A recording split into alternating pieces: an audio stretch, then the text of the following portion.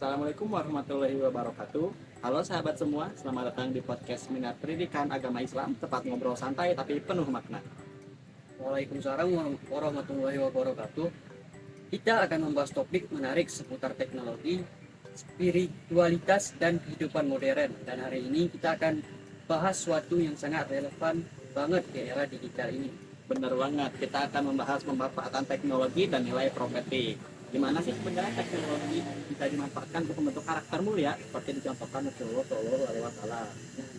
Buat segmen 1 atau latar belakang itu, kita langsung apa sih yang kita perlu bicara soal etika dan nilai profetik dalam teknologi itu.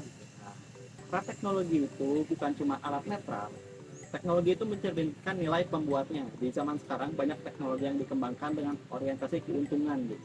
Jadi untuk cari uang dan efisiensi semata tanpa memikirkan etika, keadilan, dan bahkan dampak sosial. Jadi teknologi harus tetap memikirkan dampak juga ya, gitu. Bener, Islam itu udah mengajarkan kita untuk menyeimbangkan antara fungsi dan makna. Rasulullah SAW itu bukan cuma teladan dalam ibadah, tapi juga dalam membangun masyarakat berbasis nilai jujur, amanah, cerdas, dan komunikatif. Nilai-nilai ini yang disebut sebagai nilai profetik, yang seperti sidik, amanah, tabligh, dan takwa.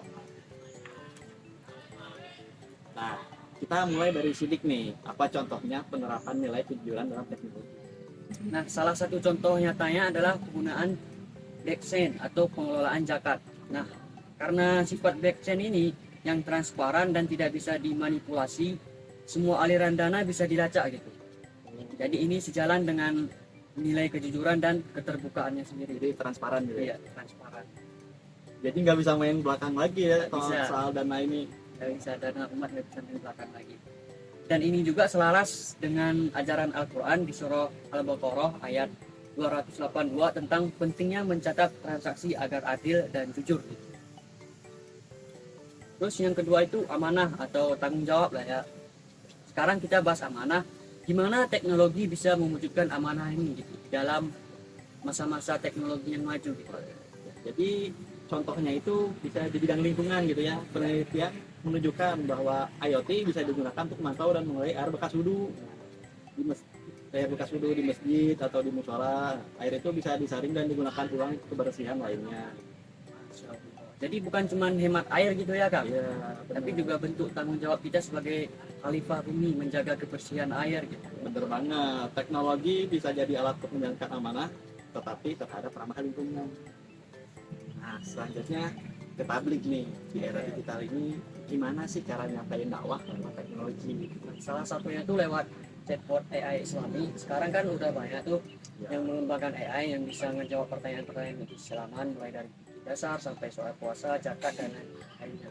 Jadi bukan cuman AI itu bukan cuman bisa nanya soal materi-materi pelajaran di kehidupan kita gitu kan. Jadi udah dikembangi juga yang namanya itu chatbot AI Islami. Jadi kita bisa menanya pertanyaan-pertanyaan keislaman.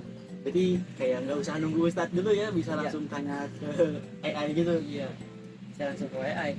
Tapi ya ini juga bukan menggantikan ulama gitu. Cuman jadi pelengkap dakwah aja gitu. Permudahnya aja. Soalnya nggak akurat banget ya.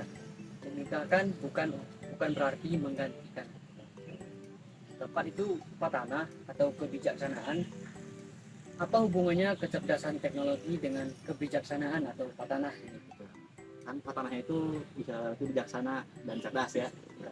Dalam konteks ini teknologi kayak virtual reality gitu, VR, bisa digunain tuh buat pendidikan, misalnya pelajaran sejarah kebudayaan Islam tuh jadi lebih menarik, jadi lebih realistik. Jadi bukan cuma sekedar keren dan secara teknis, tapi juga punya nilai edukatif ya Kang. Iya, Bisa bener jadi banget. pembelajaran. Rasulullah menyampaikan dakwah juga kan caranya mudah dimengerti gitu kan. Iya. Ya jadi kita juga harus kreatif gitu dan tetap penuh makna.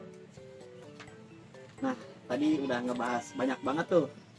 Nah, dari semua yang kita bahas tuh apa sih pesan utamanya? Bahwa teknologi itu ya Kang harus beretika dan bernilai. Jadi nggak boleh hanya jadi pengguna pasif, tapi juga pencipta yang sadar nilai. Nilai profetik bisa jadi kompas moral dalam inovasi kita. Bukan soal siapa yang paling cepat, tapi siapa yang paling bermanfaat. Keren banget.